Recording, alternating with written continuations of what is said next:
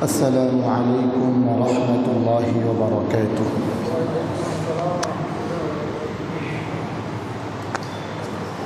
الحمد لله نحمده ونستعينه ونستغفره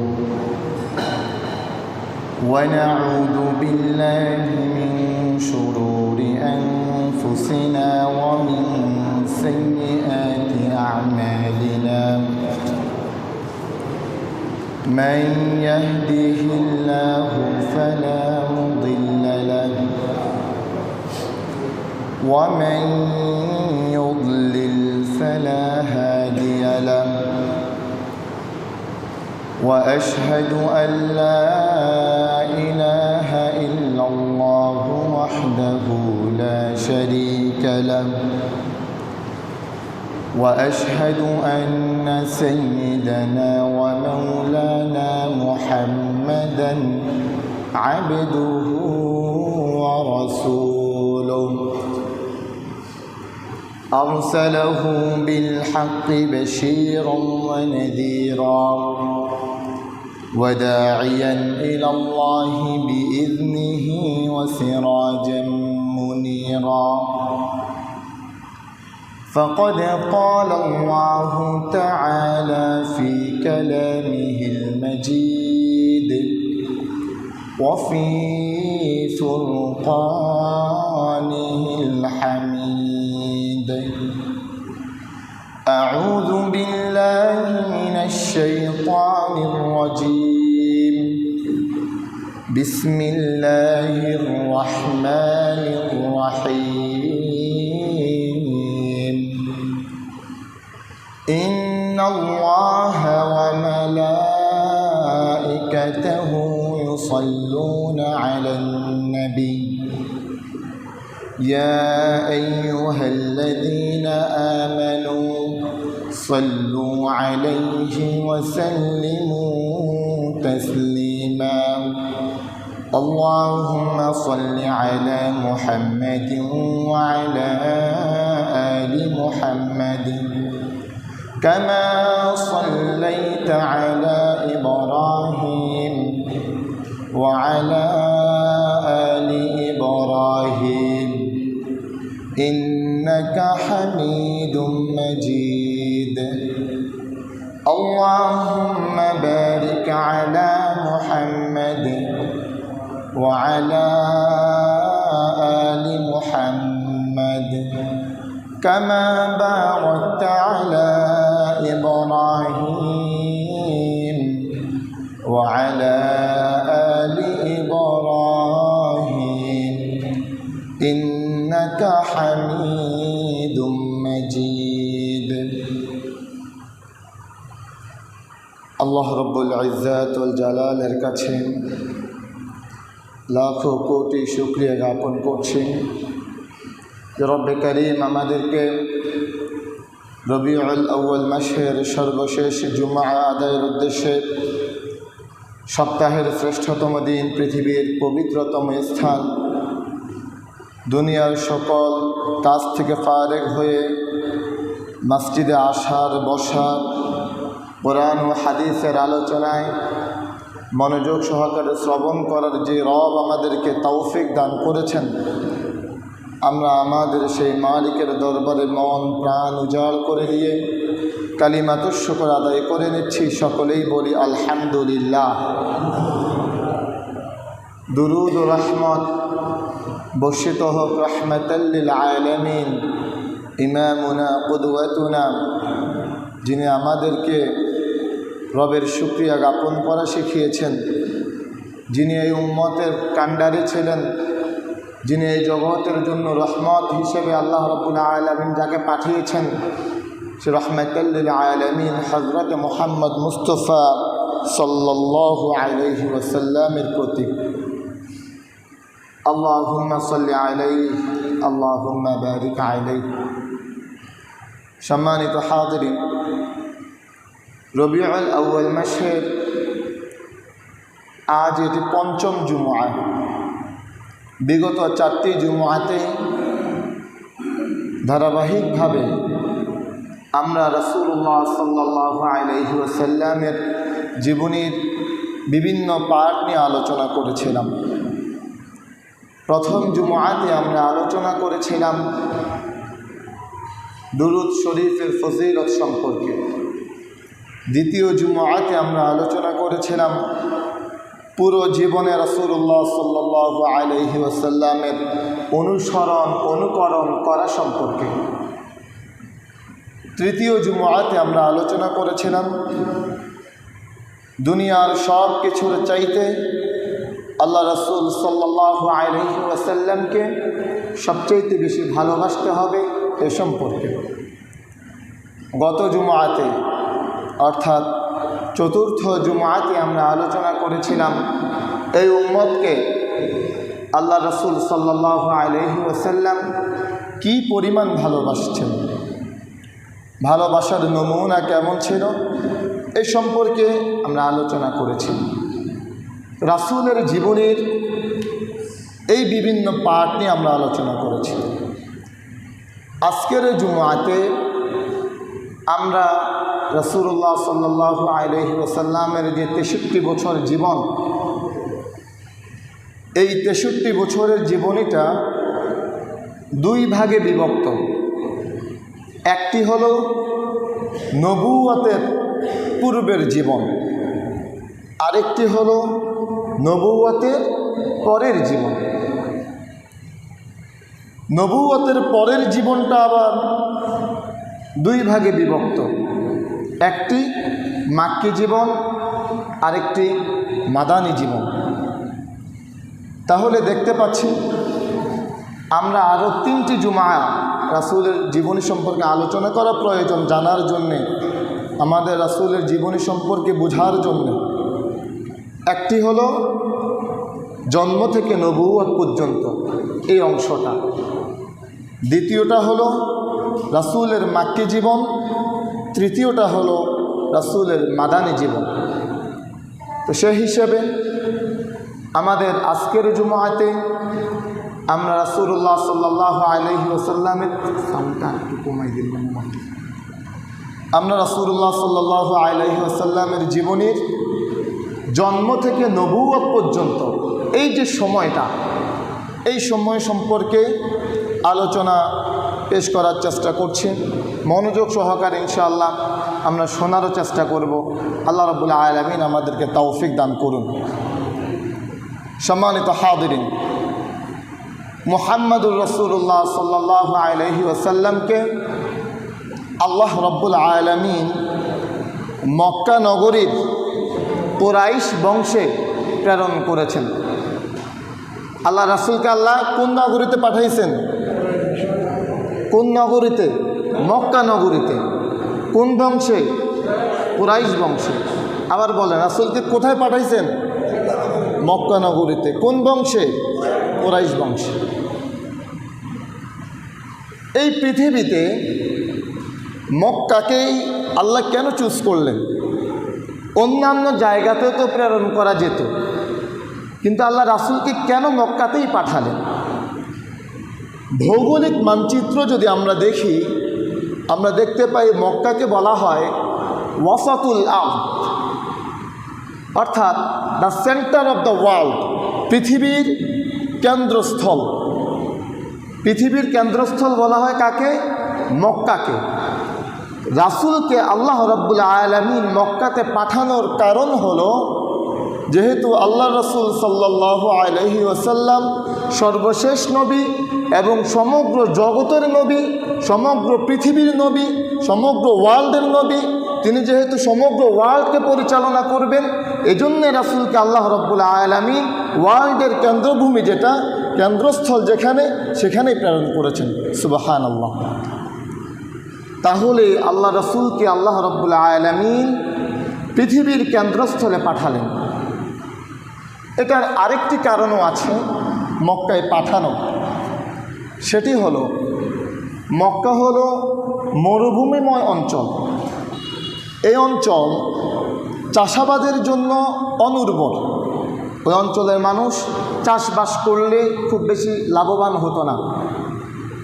তাদের চাষের অনুপযোগী হওয়ার কারণে ওই অঞ্চলের মানুষ ব্যবসায়ী ছিল, তারা বেশি বেশি ব্যবসায় তাদের জীবন পরিচালনা করতেন। মক্কাতে রাসূলকে পাঠানোর এটাও একটা কারণ, যাতে করে ইসলামের দাওয়াত খুব সহজেই পৃথিবীর প্রান্তে প্রান্তে পৌঁছে যায়। যখন এই মক্কার মানুষরা ব্যবসায়িক উদ্দেশ্যে পৃথিবীর প্রান্তে প্রান্তে যাবে, তখন ইসলামের দাওয়াতও তাদের মাধ্যমে পৃথিবীব্যাপী প্রচার হয়ে যাবে। আর আমাদের এই ভারতীয় উপমহাদেশেও ইসলাম এসেছে ব্যবসায়িকদের মাধ্যমেই। তাহলে বোঝা গেল যে আল্লাহ রাসূল সাল্লাল্লাহু আলাইহি ওয়াসাল্লামকে আল্লাহ রাব্বুল আলামিন মক্কায় পাঠানোর আরও অনেকগুলো কারণ আছে, গবেষণা করলে বের হতে পারে। আমরা দুইটা কারণ পাচ্ছি। একটি হলো মক্কা পৃথিবীর কেন্দ্রভূমি, যেহেতু রাসূল পুরো পৃথিবীর জন্য রাসূল, এজন্য তাকে কেন্দ্রে পাঠানো হয়েছে। দ্বিতীয় কারণ হলো মক্কার মানুষ ব্যবসায়ী মানুষ, আল্লাহ রাব্বুল আলামিন ইসলামকে বিশ্বময় করবেন, আর ব্যবসায়ীরা তাদের ব্যবসায়িক সফরগুলো বিশ্বময় করে থাকে। এজন্য ব্যবসায়িকদের মাধ্যমে যাতে করে ইসলামের দাওয়াত পৃথিবীব্যাপী প্রচার হয়, এজন্য আল্লাহ রাব্বুল আলামিন তাকে মক্কায় পাঠালেন। এবার আমরা দেখতে চাই আল্লাহ রাসূল সাল্লাল্লাহু আলাইহি ওয়াসাল্লাম কখন জন্মগ্রহণ করলেন। আব্দুল্লাহ ইবনে আব্বাস রাদিয়াল্লাহু তাআলা আনহু তিনি বলেন, উলিদান নবী সাল্লাল্লাহু আলাইহি ওয়াসাল্লাম আমাল ফিল। আল্লাহ রাসূল সাল্লাল্লাহু আলাইহি ওয়াসাল্লাম হস্তির বছর, কোন বছর ভাই? আবার বলেন, হস্তির বছর জন্মগ্রহণ করেন। এখন হস্তির বছর কি? হস্তির বছরটা হলো মক্কাকে, কাবাকে ধ্বংস করার জন্যে আব্রাহা কাবায় হামলা করেছিল যেই বছর। ভিন্ন আরেক ইতিহাস, কাবায় আব্রাহা যে বছর হামলা করেছে ওই বছরটাকে বলা হচ্ছে হস্তির বছর। আর ওই বছরে আব্রাহা হামলার 50 থেকে 55 দিনের ভিতরেই আল্লাহ রাসূল সাল্লাল্লাহু আলাইহি ওয়াসাল্লামের জন্ম হয়েছে। তার মানে তিনি বলেছেন যে রাসূলের জন্ম হয়েছে কোন বছর ভাই? বুঝেন নাই মনে হয়। কোন বছর জন্ম হয়েছে? হস্তির বছর। গবেষণা করে দেখা গেছে এই হস্তির বছরটা ছিল 571 খ্রিস্টাব্দ। 571 খ্রিস্টাব্দে রাসূলুল্লাহ সাল্লাল্লাহু আলাইহি ওয়াসাল্লামের জন্ম হয়েছে এবং সেই বছরটাকে বলা হচ্ছে হস্তির বছর। এবার একটা বছরের মধ্যে অনেকগুলো মাস তো থাকে, তো যদি আমরা জানতে চাই যে রাসূল হস্তির বছরের কোন মাসে জন্ম হয়েছে, আব্দুল্লাহ ইবনে আব্বাস বলছেন, উলিদান নবী সাল্লাল্লাহু আলাইহি ওয়াসাল্লাম ইয়াউমাল ইসনাইন ফি রবিউল আউয়াল। আল্লাহ রাসূল সাল্লাল্লাহু আলাইহি ওয়াসাল্লাম রবিউল আউয়াল মাসের সোমবারে জন্মগ্রহণ করেছেন। রাসূল কোন মাসে জন্মগ্রহণ করেছেন? রবিউল আউয়াল মাস। রবিউল আউয়াল মাসের কী বারে জন্মগ্রহণ করেছেন? সোমবারে জন্মগ্রহণ করেছেন। আমরা আমাদের রবিউল আউয়াল মাসের দ্বিতীয় জুমাতেই বলেছিলাম যে আল্লাহ রাসূলের জীবনীতে এটা পাওয়া যায় না যে রাসূলুল্লাহ সাল্লাল্লাহু আলাইহি ওয়াসাল্লামের পুরো জীবনের অথবা সাহাবা আজমাইনের পুরো জীবনের, তাবিঈদের পুরো জীবনের, কোনো ইমামদের পুরো জীবনের এটা পাওয়া যায় যে তারা রবিউল আউয়াল মাসের 12 তারিখকে রাসূলের জীবনী, রাসূলের মিলাদ, রাসূলের জন্ম উদযাপন করেছেন। রবিউল আউয়াল মাসের 12 তারিখকে তারা উদযাপন করেন নাই, তারা তারিখকে মূল্যায়ন করেন নাই। স্বয়ং রাসূলুল্লাহ সাল্লাল্লাহু আলাইহি ওয়াসাল্লামও তার জীবনের মধ্যে তিনি বারকে মূল্যায়ন করেছেন, সোমবারকে মূল্যায়ন করেছেন। তা আমরা দেখতে পাচ্ছি যে আল্লাহ রাসূল সাল্লাল্লাহু আলাইহি ওয়াসাল্লাম রবিউল আউয়াল মাসের সোমবারে তার জন্ম হয়েছে। তো যদি ঈদে মিলাদুন নবী পালন করতেই হয় তাহলে পালন করতে হয় সোমবারে। আর রাসূল প্রেম যদি এত বেশি হয় আমাদের। তো আলহামদুলিল্লাহ আমাদের উচিত হলো পুরো রবিউল আউয়াল মাসকে উদযাপন করা রাসূলের মিলাদের জন্যে, রাসূলের সিরাতের জন্য। আমরা নিরুৎসাহিত করি শুধু ওই জায়গাটাতে যে শুধুমাত্র বছরের একটি দিন 12ই রবিউল আউয়াল আপনি পালন করবেন আর বাকি দিনগুলোতে আপনার খবর থাকবে না। এটা হতে পারে না ভাই। এই জায়গাটাতে আমাদের নিরুৎসাহের কারণ যে রাসূলের জন্মের তিনি কত তারিখে জন্মগ্রহণ করেছেন এটা নিয়ে অনেক কথাবার্তা আছে, কিন্তু তিনি যে সোমবারে জন্মগ্রহণ করেছেন এটা নিয়ে কারো দ্বিমত নাই। তো আমরা সোমবারকেই বেশি মূল্যায়ন করা উচিত। রাসূলও সোমবারকে মূল্যায়ন করেছেন। তো এখানে আমরা জানলাম কি যে আল্লাহ রাসূল হস্তির বছর জন্মগ্রহণ করেছেন, আর তা ছিল 571 খ্রিস্টাব্দ, এবং তিনি রবিউল আউয়াল মাসে কোন বারে জন্মগ্রহণ করেছেন? কোন বারে ভাই? সোমবারে। আল্লাহ রাসূল রবিউল আউয়াল মাসে সোমবারে জন্মগ্রহণ করেছেন। এবার আসেন রাসূলুল্লাহ সাল্লাল্লাহু আলাইহি ওয়াসাল্লাম তিনি এতিম অবস্থায় জন্মগ্রহণ করেছেন। কি অবস্থায় জন্মগ্রহণ করেছেন ভাই? এতিম অবস্থায়। রাসূলুল্লাহ সাল্লাল্লাহু আলাইহি ওয়াসাল্লামের জন্মের 6 মাস আগেই তার বাবা মারা যান, এবং তার ব্যাপারে তিনিই বলছেন, রাসূল বলেন যে আমি 2 জাবিহের সন্তান। এক জাবিহ হলো ইসমাইল জাবিহ উল্লাহ, আরেক জাবিহ হলো আমার পিতা আব্দুল্লাহ। আব্দুল্লাহ কীভাবে জাবিহুল্লাহ? তিনি বলছেন যে তার দাদা মান্নত করেছিলেন যে তার সন্তানদের মধ্য থেকে তিনি আল্লাহর রাস্তায় একজনকে কোরবানি করবেন। 10 জন সন্তান ছিল, এই 10 জনের নামে লটারি দেওয়া হলো। যখন 10 জনের নামের মধ্য থেকে লটারি উঠানো হলো, আব্দুল্লাহর নাম উঠল। তা আব্দুল মুত্তালিব তিনি তার এই 10 সন্তানের মধ্যে সবচাইতে বেশি ভালোবাসতেন, পছন্দ করতেন আব্দুল্লাহকে। যখন আব্দুল্লাহর নাম উঠল, তিনি তো মন মানছে না যে এই সন্তানকে কোরবানি দেওয়ার জন্য। তিনি তখনকার সময়ের যারা ফাদরি ছিল, আলেম ছিল, তাদের শরণাপন্ন হলেন, জিজ্ঞাসা করলেন এখন আমার করণীয় কি, আমি কি করতে পারি? আমার এই সন্তানের বিনিময়ে আমার যদি বলা হয় যে কাফারা কি দেওয়া যায়। তো ওই আলেম বললেন যে আপনার এই সন্তানের নাম এবং সাথে আরও 10টা উট একসাথ করেন, ওই 10টা উটের বিভিন্ন নাম দিয়ে সাথে আপনার এই সন্তানের নামও দেন, একসাথে 11টা নাম দেওয়ার পরে যদি উটের নাম উঠে তাহলে ওই 10টা উট আপনার সন্তানের বিপরীতে কাফারা হয়ে যাবে। আর যদি আপনার সন্তানের নাম আবারও আব্দুল্লাহ উঠে তাহলে আপনাকে আরও 10টা যোগ করতে হবে। এভাবে করে যতক্ষণ পর্যন্ত না উটের নাম উঠে ততক্ষণ পর্যন্ত 10টা করে বাড়াতে হবে।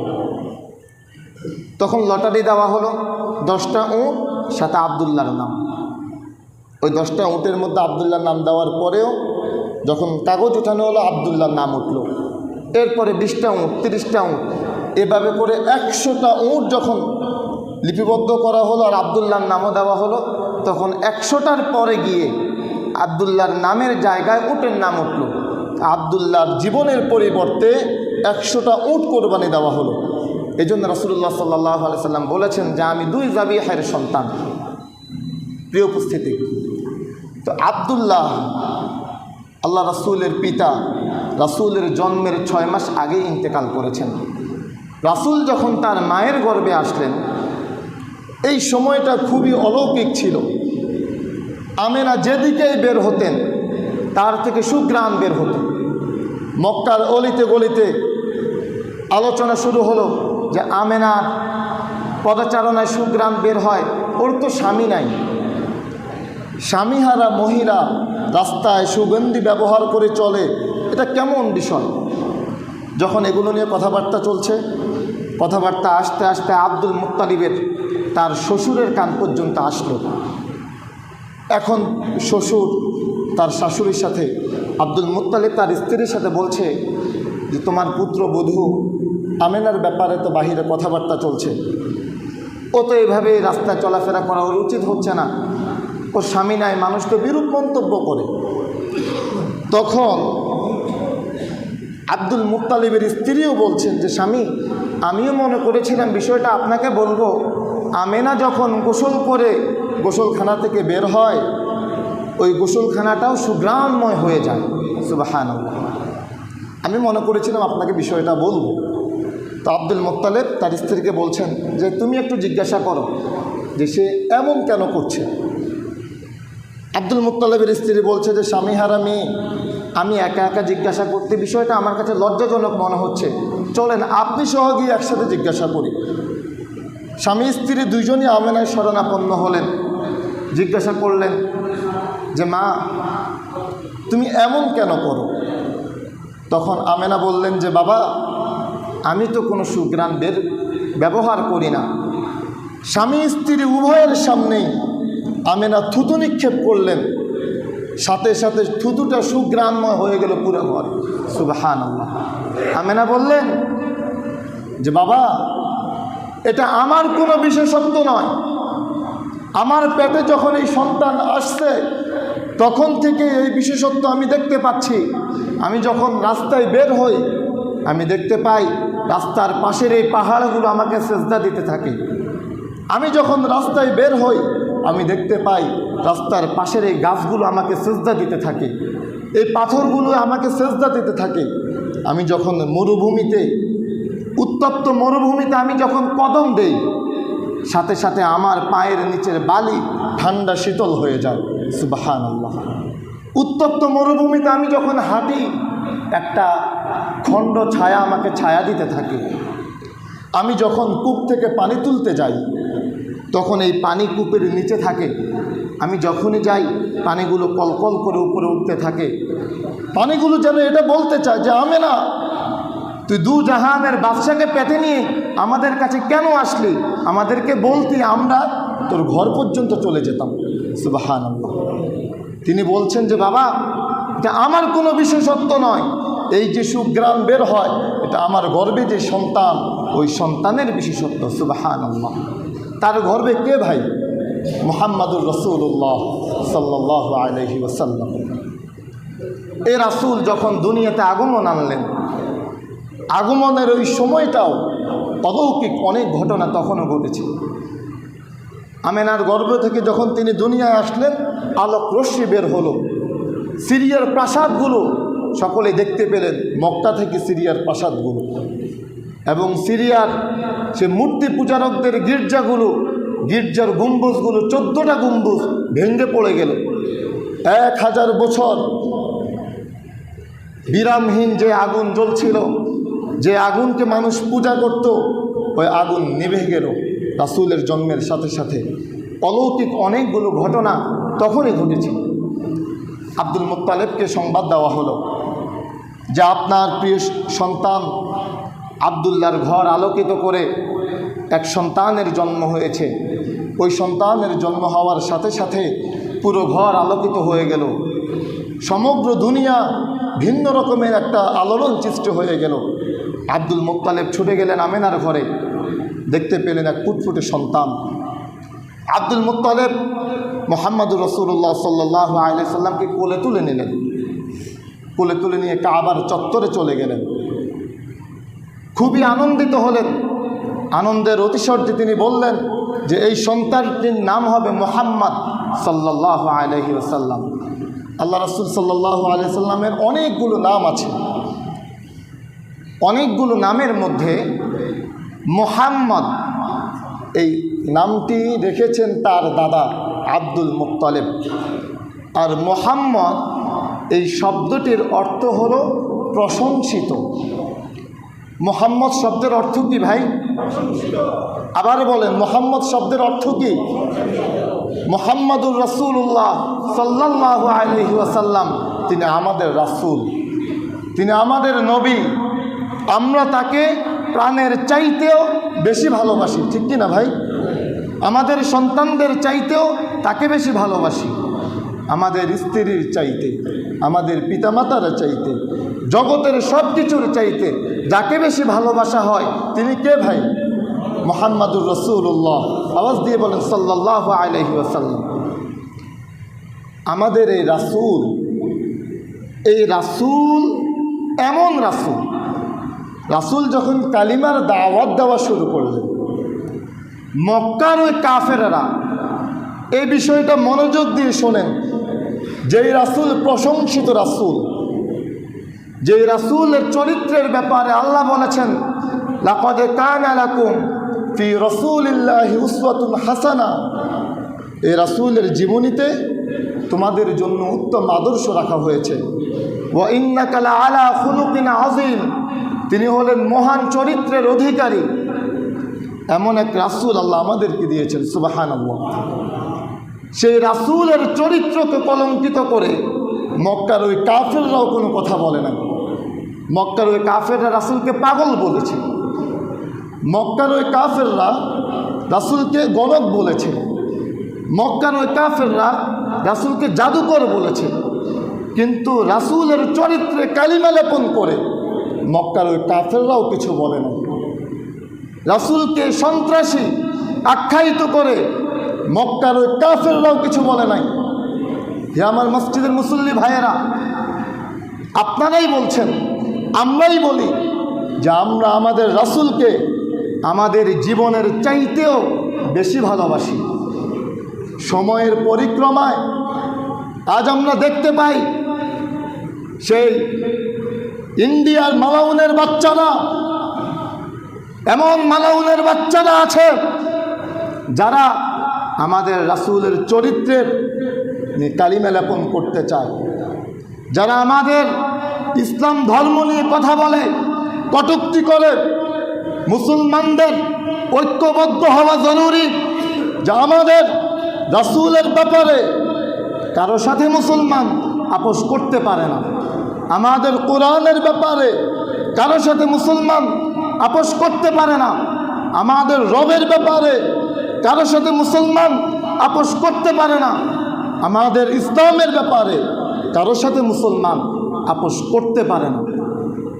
মুসলমানদের রাসূলকে নিয়ে যদি কোনো মালাউন কটূক্তি করে, ইসলামের নির্দেশনা হলো সাতেমা রাসূলের এই জমিনে বেঁচে থাকার কোনো অধিকার নাই, তার গর্দানকে বিচ্ছেদ করে দিতে হবে। আমাদের ঈমানের চাহিদা হলো এই মালাউনের বাচ্চাদেরকে, যারা রাসূলকে গালি দেয়, এমন মালাউনদেরকে যদি মুসলমান পেয়ে যায়, এই মালাউনদেরকে মুসলমানরা তাদের ডান পায়ের নিচে রেখে বাম হাত দিয়ে তাদের জিহ্বাকে টেনে ছেড়ে ফেলতে হবে। প্রিয় উপস্থিতি, ঈমানি শক্তিতে বলিয়ান হতে হবে আমাদেরকে। আজ আমাদের রাসূলকে নিয়ে কথা বলে, অথচ আমাদের রক্তেই লাগে না। আমরা বলতে চাই কি জানেন, ইন্ডিয়া এই মোদি সরকার যদি তার এই চালাচামুন্ডাদেরকে সতর্ক না করে, রাসূল প্রেমীদের এই প্রিয় মানুষদেরকে যদি তারা কখনো দমিয়ে রাখতে পারবে না। আমাদের একজন উস্তাদ বলেন কি জানেন, মোদি যদি রাসূল বিদ্বেষীদের ব্যাপারে কোনো আইন না নেয়, সময়ের ব্যবধানে মুসলমানরা মোদির দুটি টেনে ছিঁড়ে ফেলবে। প্রিয় ভাই, এই রাসূলের ব্যাপারে কারোর সাথে আমাদের আপোষ আছে ভাই? কোরআনের ব্যাপারে কারোর সাথে আমাদের আপোষ আছে? আমাদের রবকে, আমাদের ধর্ম কি? এখানে আমাদের কোনো মতভেদ নাই, আমাদের কোনো মাযহাবী মতভেদ এখানে নাই, আমাদের কোনো রাজনৈতিক মতভেদ এখানে নাই। আমাদের রাসূলকে আমরা সবাই ভালোবাসি। হানাফি বলেন, হাম্বলি বলেন, লামাযহাবি বলেন, আর যাই বলেন, যত রাজনৈতিক দল বলেন, সবাই রাসূলকে ভালোবাসে, সবাই কোরআনকে ভালোবাসে, সবাই ইসলামকে ভালোবাসে। তো আমাদের রাসূলের ব্যাপারে আমরা এক।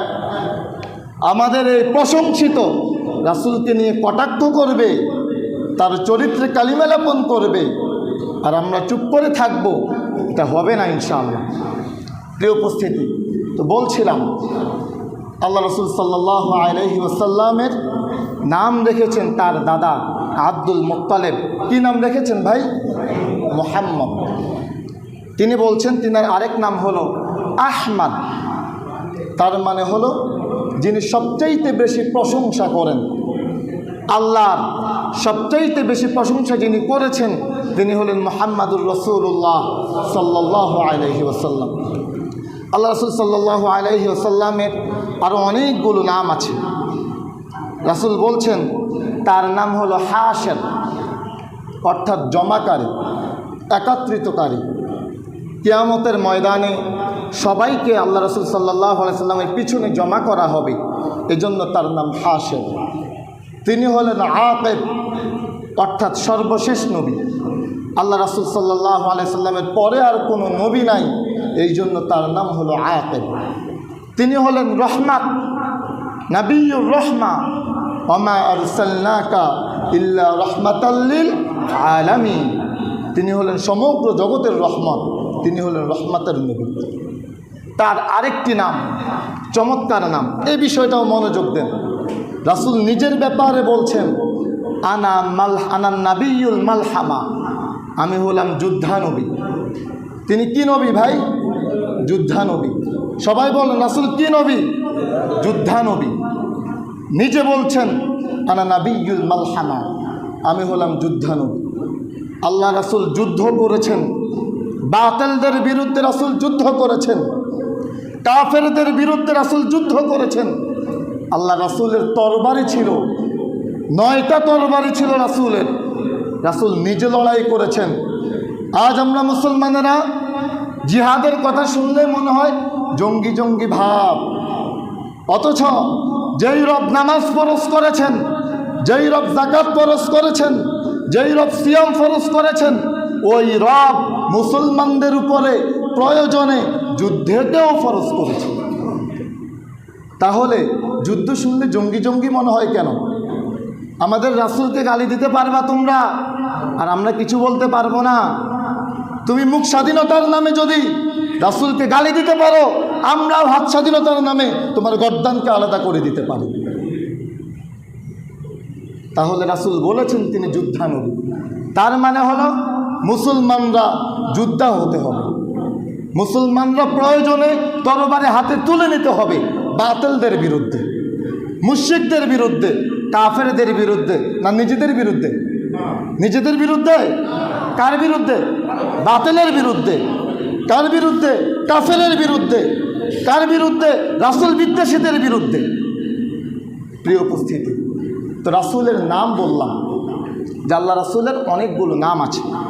এই নামগুলোর মধ্যে মুহাম্মদ, আহমদ, হাশির, আকিব, রহমা,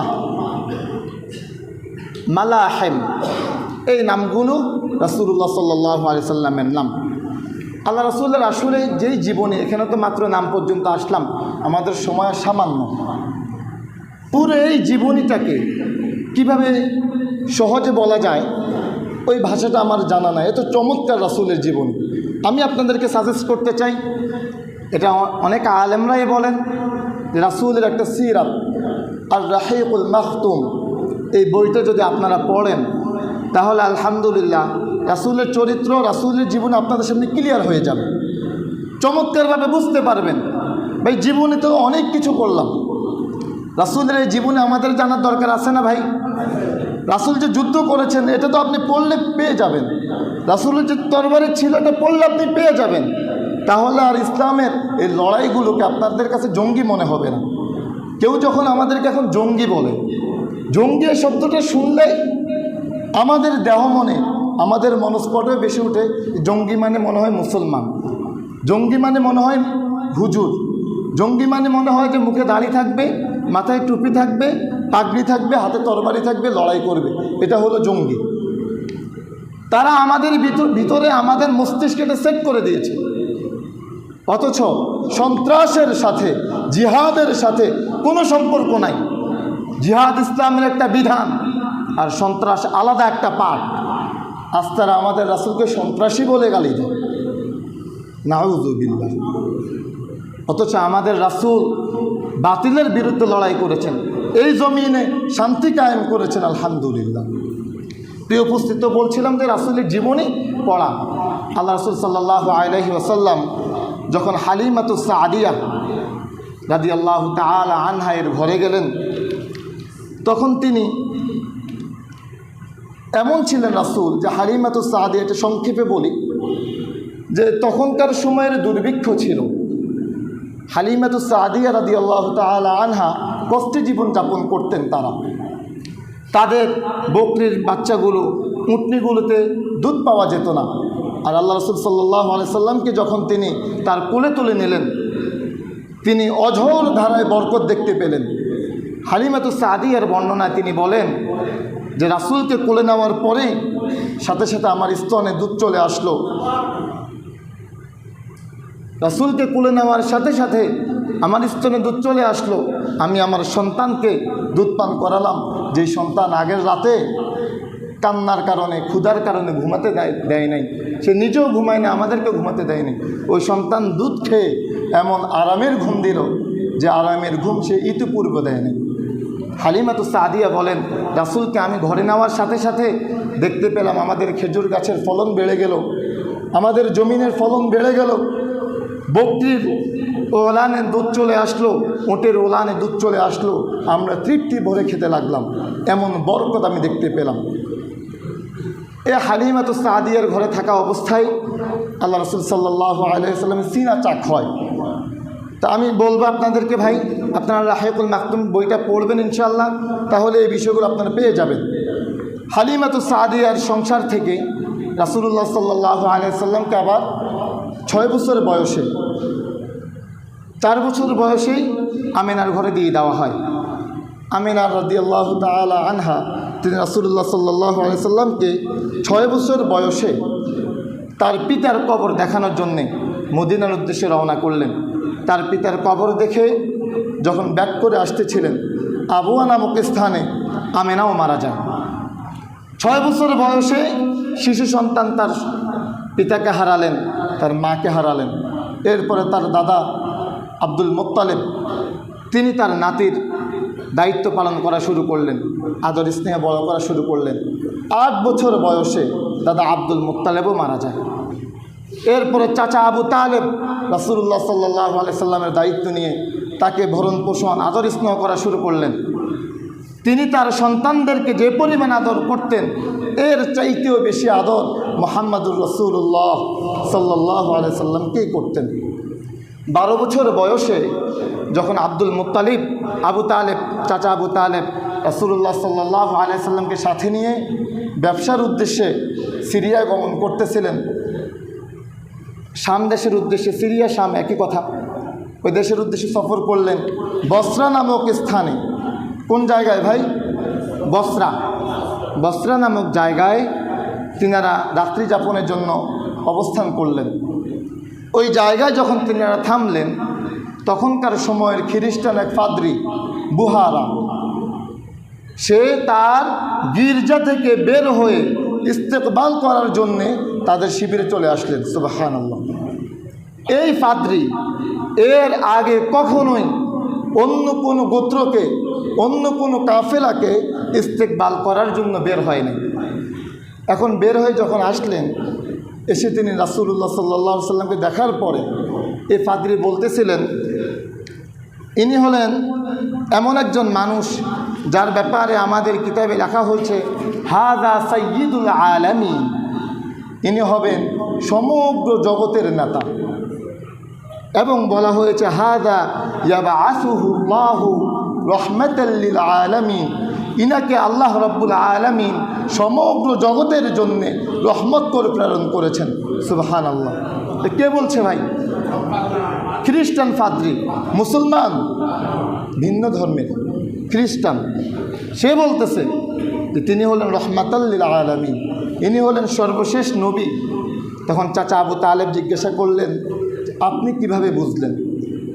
এই খ্রিস্টান পাদ্রী বলছে যে আপনারা যখন গিরিপথের ওই পাশ থেকে আসা শুরু করলেন, আমি তাকিয়ে তাকিয়ে দেখলাম গিরিপথের দুপাশের গাছগুলো এই বালককে সেজদা দেওয়া শুরু করেছে। সুবহানাল্লাহ। গিরিপথের দুই পাশের পাথরগুলো এই বালককে সেজদা দেওয়া শুরু করেছে। গিরিপথের দুই পাশের সমগ্র সৃষ্টিকুল এই বালককে সেজদা দেওয়া শুরু করেছে। আমাদের কিতাবে লেখা আছে যে এই সৃষ্টিকুল নবী রাসূল ছাড়া অন্য কাউকে সেজদা দেয় না। তাহলে আমাদের কিতাব থেকে আমরা বুঝতে পারলাম যে ইনি হলেন সর্বশেষ নবী, ইনি হলেন মুহাম্মাদুর রাসূলুল্লাহ সাল্লাল্লাহু আলাইহি ওয়াসাল্লাম। প্রিয় উপস্থিত, আল্লাহ আমাদেরকে এমন এক রাসূল দিয়েছেন, আলহামদুলিল্লাহ। এমন এক রাসূলের উম্মত আমরা হতে পেরেছি, আলহামদুলিল্লাহ।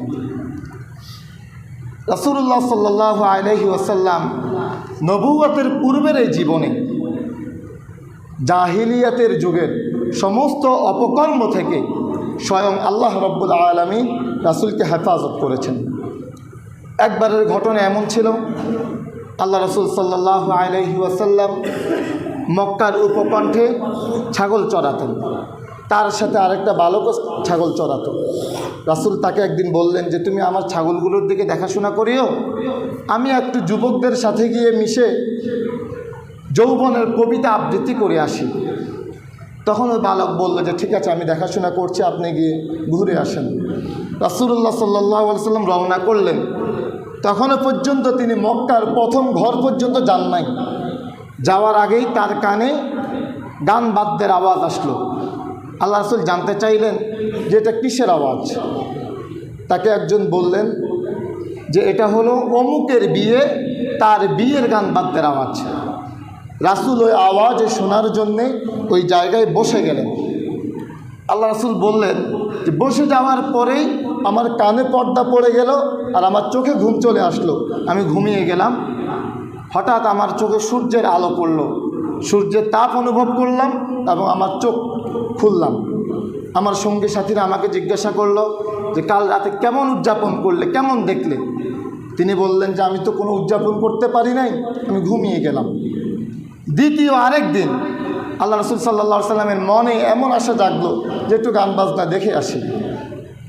রাসূলুল্লাহ সাল্লাল্লাহু আলাইহি সাল্লাম যাওয়ার আগেই তিনি ঘুমিয়ে পড়লেন। তা আল্লাহ রাসূল বলেছেন যে এই অপকর্ম থেকে, এই গান বাজনা থেকে স্বয়ং আল্লাহ রব্বুল আলামিন আমাকে হেফাজত করেছেন, সুবহানাল্লাহ। তেমনিভাবে মক্কার ওই জাহিলিয়াতের যুগে দেব দেবীর নামে যে সকল পশু জবাই করা হতো, আল্লাহ রাসূল সাল্লাল্লাহু আলাইহি সাল্লাম নবুয়তের পূর্বের জীবনে কখনোই ওই দেবদেবীর গোশত ভক্ষণ করেন নাই। রাসূলুল্লাহ সাল্লাল্লাহু আলাইহি সাল্লামকে আল্লাহ এভাবেই হেফাজত করেছেন সকল অপকর্ম থেকে। তো আমরা আজকের টোটাল আলোচনায় যেটা বুঝলাম সেটি হলো আল্লাহ রাসূল সাল্লাল্লাহু আলাইহি সাল্লামকে আল্লাহ রব্বুল আলামিন মক্কা নগরীর কুরাইশ বংশে প্রেরণ করেছেন। রাসূলুল্লাহ সাল্লাল্লাহু আলাইহি সাল্লাম অনেকগুলো নাম রয়েছে। একটি হলো মুহাম্মদ, আহমদ, এমন সহ অনেকগুলো নাম। আল্লাহ রাসূল সাল্লাল্লাহু আলাইহি সাল্লামের দুধমা হালিমার ঘরে যখন তিনি গেলেন, হালিমা রাদিয়াল্লাহু তাআলা আনহা অজহর ধারায় বরকত দেখতে পেলেন। এরপর আমরা শুনলাম যখন রাসূল সিরিয়ার উদ্দেশ্যে সফর করলেন, খ্রিস্টান ফাদ্রি রাসূলুল্লাহ সাল্লাল্লাহু আলাইহি সাল্লাম দেখে চিনলেন এবং বুঝতে পারলেন তিনি হলেন মুহাম্মাদুর রাসূলুল্লাহ সাল্লাল্লাহু আলাইহি সাল্লাম। সর্বশেষ আমরা যে বিষয়টি জানার চেষ্টা করেছি, শুনলাম, সেটি হলো রাসূলুল্লাহ সাল্লাল্লাহু আলাইহি ওয়াসাল্লামকে স্বয়ং আল্লাহ রব্বুল আলামিন জাহিলিয়াতের যুগের ওই সকল পাপাচার থেকে হেফাজত করেছেন। আল্লাহ রব্বুল আলামিন আমাদেরকে রাসূলের জীবনী জানার এবং সেই অনুযায়ী আমল করার তৌফিক দান করুন। ওয়া আখিরু দাওয়ানা আনিল হামদুলিল্লাহি রাব্বিল আলামিন।